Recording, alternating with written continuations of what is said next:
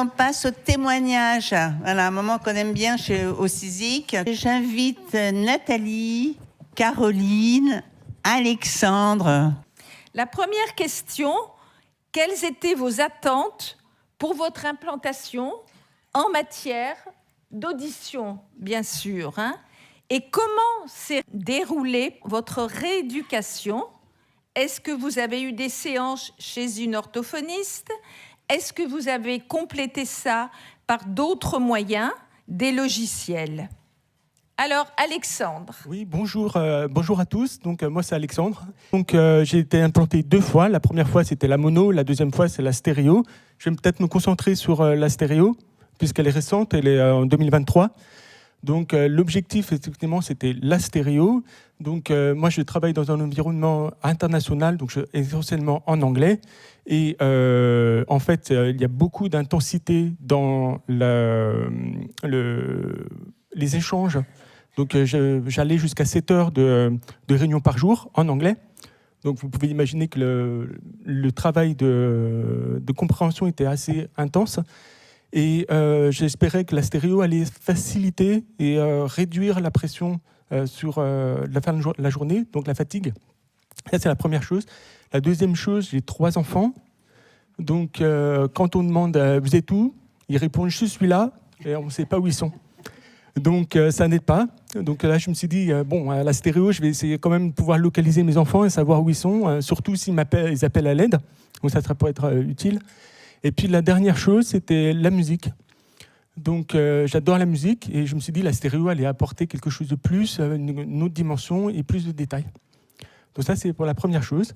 Donc tout ça, je l'ai partagé avec mon orthophoniste, avec lesquels j'avais pris rendez-vous avant l'implantation, et avec lesquels j'ai fait un programme. Donc, on a défini les objectifs, on a défini où est-ce qu'on voulait aller et quand, et ce qui était possible, ensemble. Voilà, je pense que j'ai répondu aux questions. Et puis, évidemment, j'ai utilisé des outils pendant la rééducation. Et ces outils-là, ils m'ont été proposés par l'orthophoniste parce que ça ne serait pas venu à l'esprit d'aller chercher un outil en particulier. Moi, j'utilise essentiellement la musique. Vous savez, les paroles qui défilent avec Spotify, vous pouvez voir les paroles et vous pouvez accrocher les paroles dans la musique. Ça, c'est ce que je faisais personnellement. Voilà, je passe la parole. Mes objectifs étaient de me réintégrer au milieu professionnel et dans le cadre familial, je m'isolais de plus en plus. Et j'ai demandé à mon orthophoniste de travailler la rééducation du téléphone. Je ne pouvais plus téléphoner. J'ai vécu 15 ans de SMS avec mon entourage et ça suffisait. Alors, je l'ai contacté, donc cette personne, avant la primo-implantation. On a déterminé le plan de traitement, à savoir 2 séances par semaine, 40 minutes chacune, en plus d'un travail à la maison. Je me suis connectée très régulièrement sur les sites internet, sur les applications pour compléter ma rééducation. Malheureusement pour moi, le confinement est arrivé. Et dans mon malheur, je m'en suis sortie puisque ça m'a permis de travailler la rééducation en visioconférence avec l'orthophoniste pendant le confinement et aussi au téléphone. Ce qui fait que au déconfinement, quand j'ai repris le travail, savoir que je suis assistante dentaire en milieu rural, tout petit cabinet, j'ai pu aider mes collègues à replanifier les rendez-vous pour les patients. Et ça a été une victoire inestimable pour moi parce que j'étais incapable 6 mois auparavant de prendre un rendez-vous, de noter les noms, de noter les traitements des patients, ce qui peut être important. En cas d'erreur, ça peut être grave. Et ça a été vraiment une victoire extraordinaire. Mes collègues m'ont surnommée la warrior du cabinet parce qu'elles ont réalisé que j'avais fait un travail énorme. Et ma deuxième victoire, ça a été de téléphoner à ma maman 5 semaines après l'activation parce que j'en avais assez de lui envoyer des SMS. Et elle-même a été très émue de m'entendre au téléphone après 15 ans de silence. Et c'est un moment qu'on n'oubliera jamais. Et tout ça grâce à mon orthophoniste, et je tiens à le souligner, la rééducation, c'est hyper important. Accrochez-vous, vraiment. Voilà. Merci. Alors, Nathalie.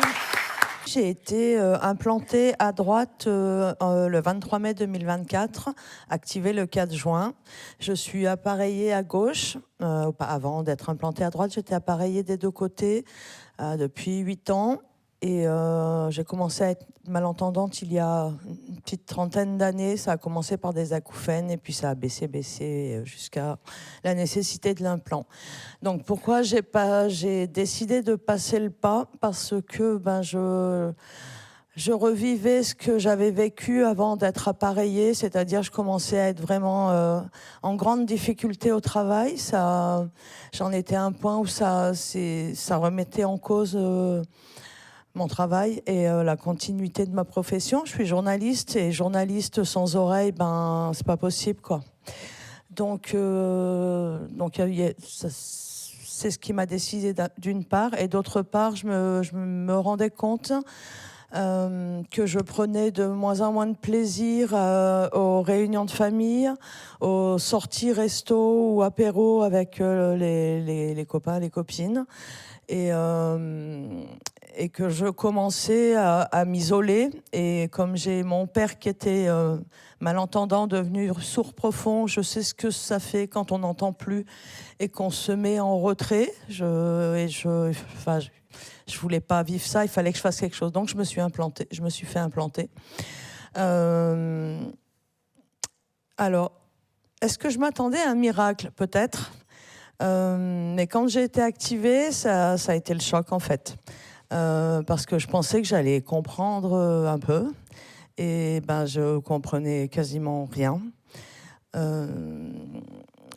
Donc c'était l'oreille appareillée qui me servait. Et puis je n'ai pas pris rendez-vous avec une orthophoniste en ville pour avoir des séances régulières. J'ai eu tort, mais je l'ai su plus tard. Et je me suis jetée sur le site IFIC qui propose des exercices, mais c'était beaucoup trop dur pour moi. Et après, j'ai eu mes sauveurs, c'est-à-dire les gens de CISIC qui m'ont encouragée. La page Facebook du CISIC avec des implantés, la communauté des implantés qui conseillent, qui encouragent, etc., qui m'ont signalé d'autres applications KIFIC, dont AudioRehab Plus, qui m'a aidée, même si ça a été quand même difficile. Et puis, mi-juillet, je me suis décidée à aller voir une orthophoniste. Et j'ai bien fait. Voilà. Deuxième question. Dans votre quotidien, quelles sont les situations d'écoute que vous souhaitiez améliorer? Échange en famille, entre amis, activités professionnelles, conversations téléphoniques, musicales, etc. Êtes-vous plus à l'aise maintenant? Et si oui, aviez-vous également mis en place un entraînement dédié à ces différentes situations? Alors, c'est vrai que moi, mon objectif était de pouvoir téléphoner, surtout pour mon travail.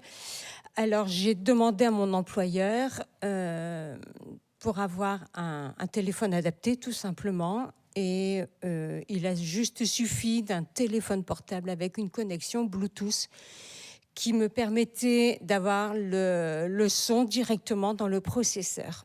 Et ça, je dois reconnaître que ça m'a sauvé la vie parce que j'étais isolée du bruit du cabinet et je pouvais entendre parfaitement ce que l'interlocuteur me disait. Et ça, pour moi, c'est une très belle réussite et il faut reconnaître une belle invention, le Bluetooth.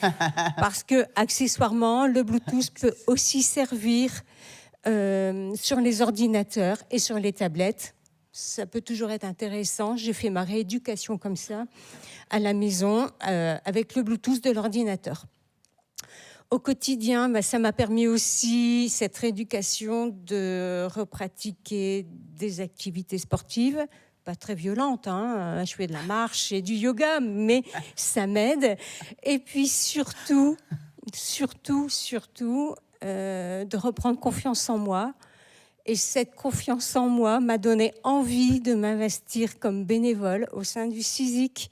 Et ça fait 5 ans que je suis bénévole. Là, c'est ma première AG en tant que bénévole. Et je peux vous certifier que si je n'avais pas été implantée, je n'aurais jamais osé prendre la parole comme ça devant autant de personnes. Et ça, c'est une réussite. C'est une belle fierté pour moi.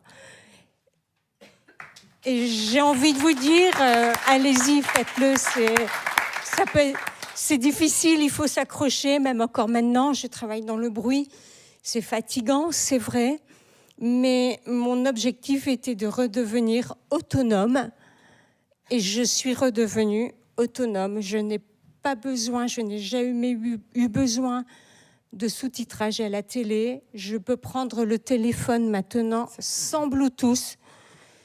Les conversations dans le bruit restent un peu difficiles, mais l'entourage s'adapte. Et puis maintenant, je n'hésite pas à faire répéter. Je n'ai pas compris ce que tu as dit. Répète, parce que je reste sourde malgré mes implants. Et l'entourage, quand on lui explique, il reste patient et il répète. Il s'adapte aussi. Mais il suffit d'être patient. Voilà. Alors, les situations que je voulais améliorer, c'était au travail, comme je le disais. J'ai été arrêtée, j'ai fait une pause après l'implantation de 2 mois et demi. J'ai enchaîné arrêt maladie parce que mon ortho voulait que je prenne le temps, elle estimait que c'était pas la peine que je retourne travailler si c'était pour me retrouver en échec et que je plonge. Déjà que j'avais plongé parce que j'étais un peu déçue. Et donc, je suis retournée après 2 mois et demi de pause. J'avais mis en place, j'avais démarré avec l'orthophoniste. C'est essentiel, l'orthophoniste. Moi, je n'étais pas convaincue au départ, mais c'est essentiel parce qu'elle encourage quand on désespère un peu, parce qu'elle nous explique. Quand on ne comprend pas, parfois on ne sait même pas pourquoi on ne comprend pas, mais elle nous dit.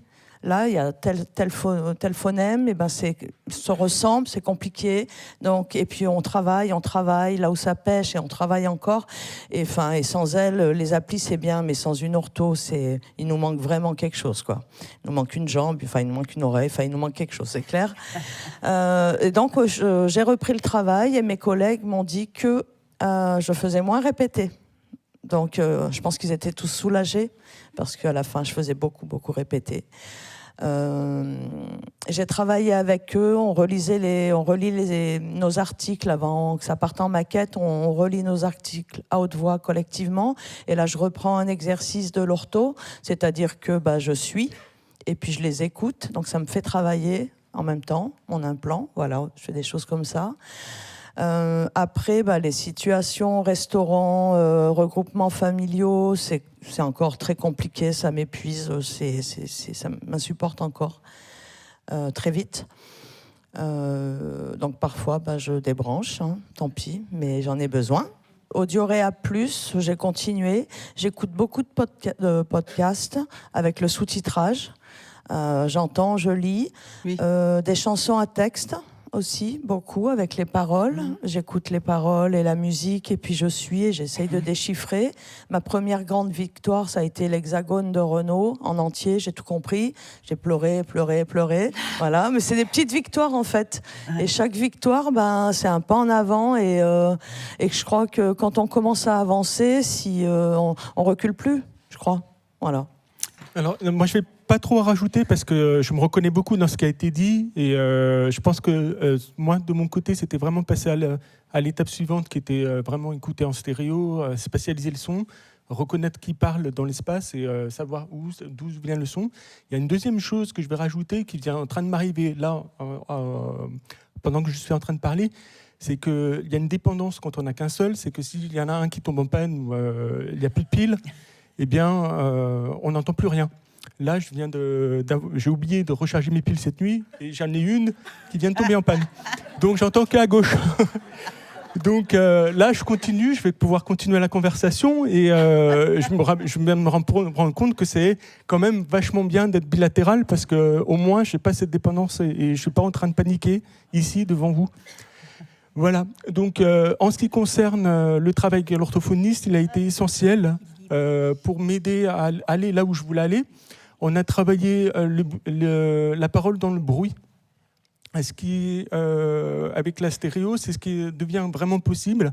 On a, alors pour moi, c'est assez complexe parce que ça faisait 20 ans que je n'avais pas entendu avec la gauche.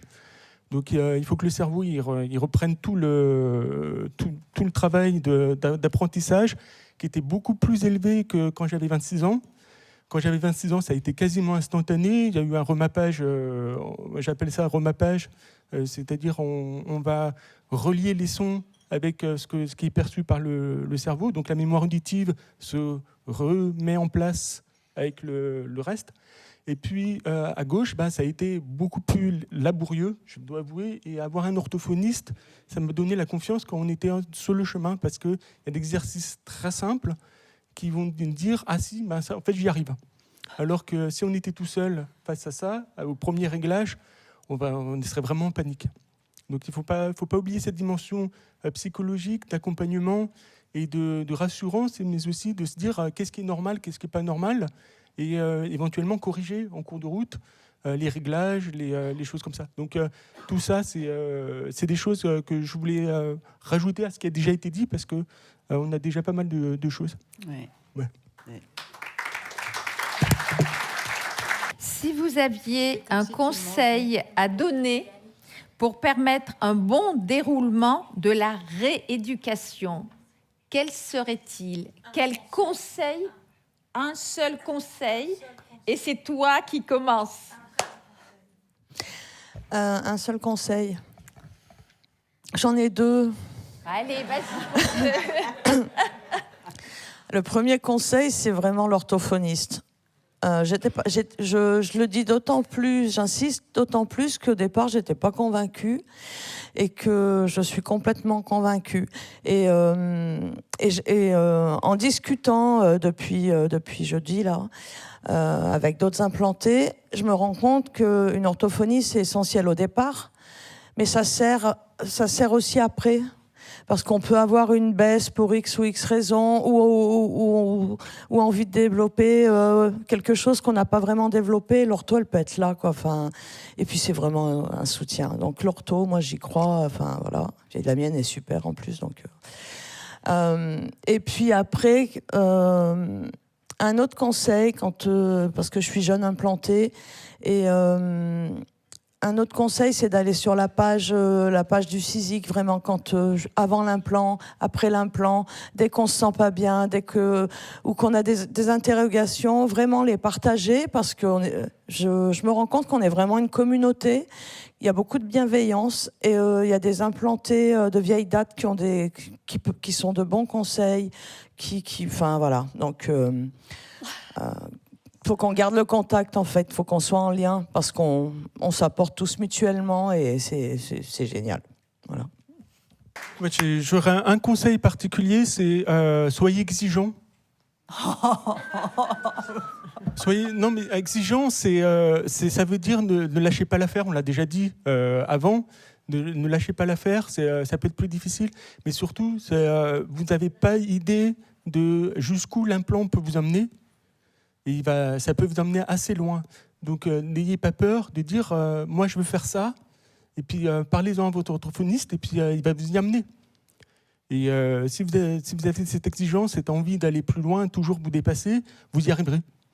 Donc, gardez cette énergie et puis transmettez-la à votre orthophoniste. Alors moi, je vais plutôt parler de l'organisation de la rééducation. Je pense qu'il faut, dans la mesure du possible, bien sûr, sachant que c'est pas toujours faisable auprès de certaines entreprises ou certains employeurs qui refusent. Moi, j'ai aménagé mon temps de travail, mais j'en ai parlé plus de 6 mois à l'avance à mes employeurs. Je leur ai parlé du protocole post-opératoire, des séances de rééducation d'orthophonie, que c'était fatigant. C'était 2 fois par semaine. Et j'ai mis en place, en accord avec mon employeur, bien sûr, un mi-temps thérapeutique. Alors, mi-temps thérapeutique, ça ne veut pas dire qu'on travaille 10 heures par semaine. Non, on peut demander à travailler 25 heures par semaine, par exemple, et prendre 2 demi-journées pour pouvoir aller chez l'orthophoniste, se reposer, récupérer, et ensuite repartir travailler. Mais ça, c'est important de le faire, de préparer l'employeur. Ça nous permet de se préparer aussi et d'affronter la rééducation sereinement. Si vous y allez stressé dès le matin à 8 heures, après avoir déposé les enfants à l'école, ou le soir à 18 heures, à la débauche, après la journée de travail, vous n'avancerez pas, vous serez découragé, vous serez fatigué, et vous n'aurez pas les résultats escomptés. Donc, dans la mesure du possible, moi, j'invite les candidats, même les personnes implantées, à s'organiser bien en avant pour pouvoir se rééduquer le plus facilement possible, même si ça reste compliqué. Concernant ce que vous venez de dire, Caroline et Nathalie, parce que toutes les deux, elles ont parlé de l'arrêt maladie. Alors moi, je suis un ancien médecin du travail, donc je connais bien les arrêts maladie, je connais bien les temps partiels thérapeutiques. Et effectivement, et ça dans notre enquête professionnelle, on l'a dit, c'est qu'il faut vraiment préparer l'environnement familial, amical, qui ne comprend pas toujours, qui pense que on va vous mettre quelque chose et qu'après ça va marcher comme une fusée là qui va partir. Voilà, donc il faut déjà préparer, expliquer, et après, pas toujours donner de délai à votre employeur. Quand est-ce que tu vas revenir, quand est-ce que, etc. Je ne sais pas, je vais être opérée. Et prendre du temps, comme tu as fait, Nathalie, c'est-à-dire faire une prolongation. Parce que être sourd, ça nous crève. Et après cette opération, on a besoin de se récupérer de tous les efforts qu'on a fait avant et de se mettre en condition pour cette rééducation. Et ça peut être après le temps partiel thérapeutique, etc. C'est fondamental pour la réussite. Voilà, c'était mon petit mot.